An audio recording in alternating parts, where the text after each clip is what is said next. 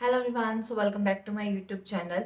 तो आज का टॉपिक है, अगर आपको प्रेगनेंसी में सफ़ेद पानी, जिसको वाइट डिस्चार्ज भी कहा जाता है, वो हो रहा है तो उसका क्या मतलब होता है।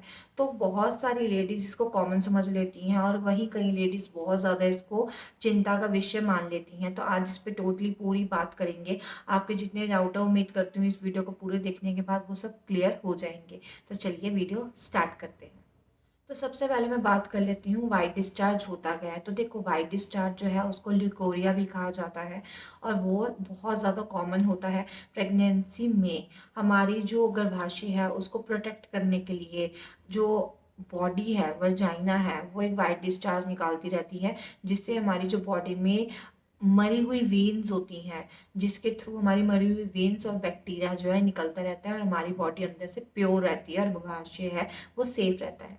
बट थोड़ा सा चेंजेस क्या होते हैं, जो वाइट डिस्चार्ज होता है उसके कलर में, थोड़ा टेक्सचर में और थोड़ा स्मेल में चेंजेस आ जाते हैं प्रेगनेंसी के दौरान, क्योंकि बहुत सारे हार्मोनल चेंजेस होते हैं जिसकी वजह से हमारी जो बॉडी है वो कहीं ना कहीं वाइट डिस्चार्ज में भी रिफ्लेक्ट करती है।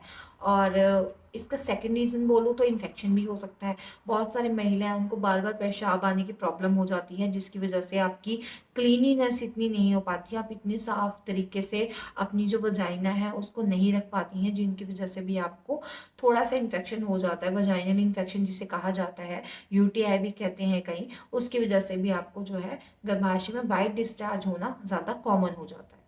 तो अगला भी मेरा वही, मैं डाउट आपका क्लियर कर दूंगी, सफ़ेद डिस्चार्ज होता क्या है।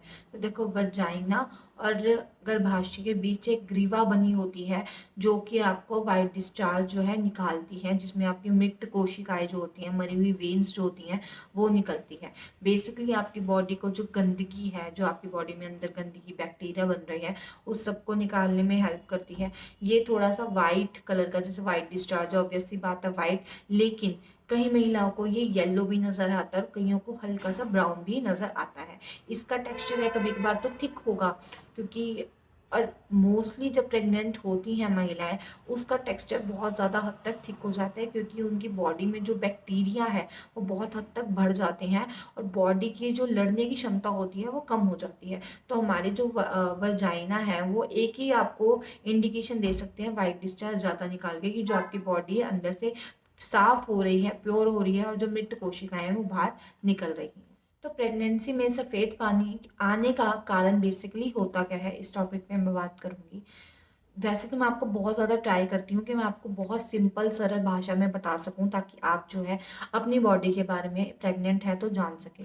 तो देखो, हमारी बॉडी में जो एस्ट्रॉन नाम का हार्मोन होता है वो बढ़ जाता है। उसका स्तर बढ़ने की वजह से हमारा जो पेल्विक एरिया, जो वजाइना के ऊपर पेल्विक एरिया होता है, प्राइवेट पार्ट होता है, उसमें जो ब्लड है उसका लेवल बढ़ जाता है, बहुत ज़्यादा तेज़ी से वहाँ पर ब्लड फ्लो बढ़ जाता है, जिसकी वजह से जो झिल्लियाँ होती हैं हमारे पेल्विक एरिया के आसपास की, गर्भाशय के पास की झिल्लियां हैं वो उत्तेजित हो जाती हैं, और जिसकी वजह से हमारा जो ब्लड, जो वाइट डिस्चार्ज है वो बढ़ जाता है। तो बेसिकली यही है, एस्ट्रोन लेवल जो होता है वो बहुत ज़्यादा इंपॉर्टेंट रोल प्ले करता है वाइट डिस्चार्ज को बढ़ाने में। अगर एस्ट्रोन लेवल हमारा बढ़ेगा तो कहीं ना कहीं पेल्विक एरिया में ब्लड फ्लो बढ़ने की वजह से आपको जो वाइट डिस्चार्ज है वो भी आना बढ़ेगा ही बढ़ेगा। बट एक बात आप याद रखना, वाइट डिस्चार्ज अगर आपका इन्फेक्शन से आपको आपको इन्फेक्शन हो जाता है, बट इन्फेक्शन से बचाने में भी आपका वाइट डिस्चार्ज बहुत हेल्प करता है, क्योंकि अगर टाइम टू टाइम आपका वाइट डिस्चार्ज निकलता रहता है तो आपको जो है यूटीआई की प्रॉब्लम बहुत कम होती है, और साथ साथ में आपको जो बच्चे तक इन्फेक्शन पहुंचने की क्षमता हो जाती है वो भी कम हो जाती है। बट अगर आप साफ सफाई नहीं रखोगे तो डेफिनेटली कोई भी इन्फेक्शन होगा आपको रिफ्लेक्ट करेगा ही करेगा। इसलिए अगर आप प्रेग्नेंट है तो अपनी साफ सफाई उतनी ही ज़रूरी है जितनी अपने बच्चे की होती है। तो आप कोशिश करिएगा कि जैसे ही आप प्रेग्नेंट होती हैं उस समय से लेकर जैसे जैसे आप यूरिन पास करने जाती हैं या फिर आप पेशाब करने जाती हैं, सरल भाषा में कहूँ तो, आप अपनी वजाइना को अच्छे से साफ करें, क्लीन करें, कोई ऐसा हार्मफुल सोप ना लगाएं जिसकी वजह से आपको जो है इन्फेक्शन हो जाए। तो गाइस, अब मैं बात करूंगी, अगर आपको वाइट डिस्चार्ज नजर आ रहा है तो ऐसा आप क्या करें जिससे आपका जो वाइट डिस्चार्ज की प्रॉब्लम है वो कम हो सके। तो देखो, सबसे पहले अगर आपको वाइट डिस्चार्ज में बदबू लग रही है या फिर उसका कलर जो है आपको ब्राउनिश लग रहा है, तो आपको डॉक्टर को उसी समय दिखाना चाहिए, क्योंकि ये कहीं ना कहीं इन्फेक्शन का संकेत हो सकता है।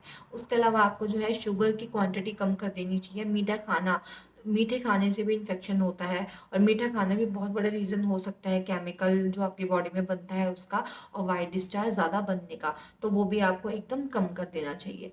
उसके बाद में अगर मैं बात करूँ, तो आपको कॉटन के अंडर गारमेंट्स पहनने चाहिए।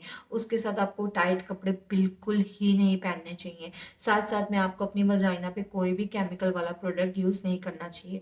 उसके अलावा जितनी बार आप यूरिन पास करने जाते हैं, आप ट्राई करिएगा कि जो आपका अंडर गारमेंट है वो गीला ना रहे, क्योंकि गीलेपन की वजह से भी इन्फेक्शन का बहुत ज़्यादा खतरा रहता है, और रीज़न जो है वो वाइट डिस्चार्ज बन जाता है। तो जैसे जैसे आपको ज़्यादा वाइट डिस्चार्ज हो रहा है, तो उम्मीद करिए आप टाइम टू टाइम अपने अंडरगारमेंट्स जो है वो चेंज करते रहें। तो आपका लास्ट है कि आपको डॉक्टर को कब दिखाना चाहिए। तो अगर आपका जो वाइट डिस्चार्ज है वो अगर ग्रीन कलर का है, या फिर आपका वाइट डिस्चार्ज जो है आपको भूरे रंग का दिखाई दे रहा है, आपको तो डॉक्टर को दिखाना चाहिए। अगर आपको वाइट डिस्चार्ज के साथ साथ ब्लीडिंग भी नज़र आती है, आपको तो डॉक्टर के दिखाना चाहिए। उसके साथ साथ अगर आपको पेशाब करते हुए जलन महसूस हो रही है, आपको तो डॉक्टर को दिखाना चाहिए। उसके साथ साथ अगर आपके पेल्विक एरिया में पेन हो रहा है, आपको फिर भी डॉक्टर को दिखाना चाहिए। तो ये जो 4-5 रीज़न थे, उसके रीज़न में आपको जो है डॉक्टर को ईज़िली विज़िट कर लेनी चाहिए। इसके अलावा कोई भी ऐसा रीज़न नहीं है कि आपको डॉक्टर को विज़िट करनी पड़े, क्योंकि ये सब आप घर में ही ठीक कर सकते हो, जो मैंने आपको उपाय बताए उससे। तो ये तो था आज का वीडियो। उम्मीद करती हूँ आपको वीडियो अच्छी लगी होगी, और आप ज़रूर, ज़रूर, ज़रूर लाइक करेंगे। और चलिए अब मिलते हैं आपसे अगली वीडियो में, तब तक के लिए बाय बाय।